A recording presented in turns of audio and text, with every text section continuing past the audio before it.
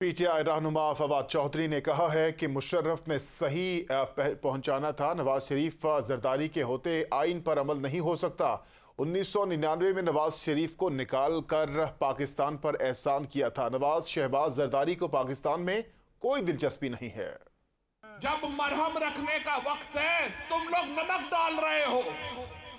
पाकिस्तान को तोड़ने की साजिश में जो बैनुल-अक़वामी कुव्वते मुलव्वस है वो पाकिस्तान के लोगों के साथ मिलकर ये अमल आगे बढ़ाना चाहती है। इन हुक्मरानों के साथ मिलकर ये अमल बढ़ाना चाहती है, क्योंकि ना नवाज शरीफ का कोई दिलचस्पी है पाकिस्तान में, ना शहबाज शरीफ की कोई दिलचस्पी है पाकिस्तान में, ना जरदारी की कोई दिलचस्पी है पाकिस्तान में। चोर सब चोर, चोर सब चोर। जैसे पहले हुक्मरान आते थे वो इलाकों पे कब्जे करते थे, लूट मार करते थे और अपने मुल्क